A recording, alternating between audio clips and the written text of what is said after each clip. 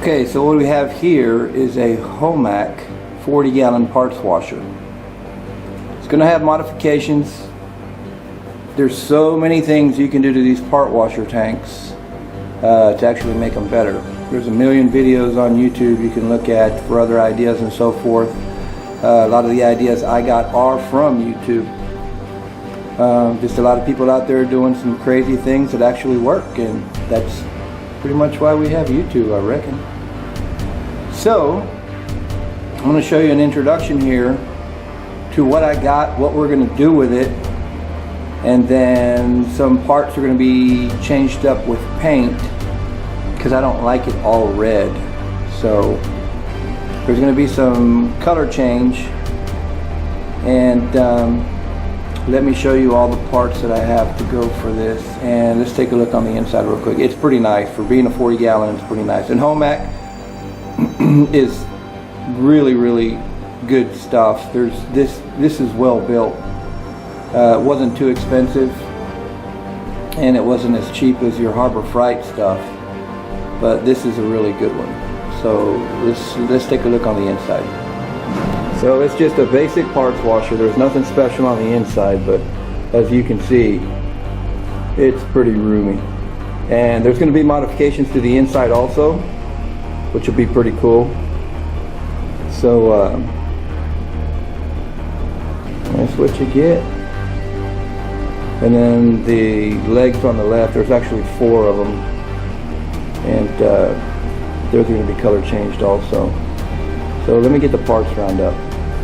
First on the list is going to be the Duraille dual remote filter mount kit. Most people run one.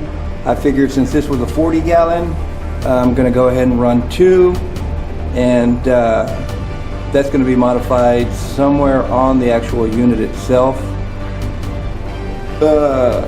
Maybe possibly on the inside. I don't know yet. I haven't got to that point yet. I'm not going to try to copy everybody's build the same, but I'll try to make mine a little bit different than everybody else's, just so it's kind of unique to the shop. As far as the filters, I'm just using Fram Extra Guard. I know Frams got a really bad name for their filtration, but most of the trash is going to be going through that. It's going to be kind of large, so it's not like we're running an engine here. It's just to clean the fluid up a little bit. So I got an Automotive fuel pump. It's a Carter fuel pump. It's an external mount, and this is what I'll be using to pump the fluid, because I will not have a parts washer tank full of fluid sitting in the tank. As we all know, or most of us know, it'll eat the powder coat off the inside within days, and then you're just sitting on a bare metal bed on the inside that's always exposed to whatever. So it's better to have an external pump so you can drain the fluid out and pump the fluid back in when you need it.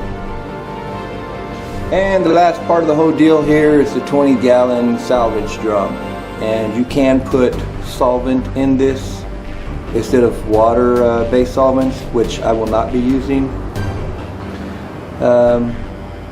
I'm sure you know that water-based solvents, they work, but they just don't work as good as an actual harmful solvent. So I will be using the harmful solvent. And what you don't see is the copper lines that I've got, because I'm going to modify the inside and run some copper lines and reroute the solvent spigot to where I want it and make it more user-friendly. So that's everything in a nutshell. I'll start putting this thing together pretty soon. As soon as I get the parts that I'm going to paint on it painted, I'll actually start part 1 on this. This is just the intro. Thanks for watching.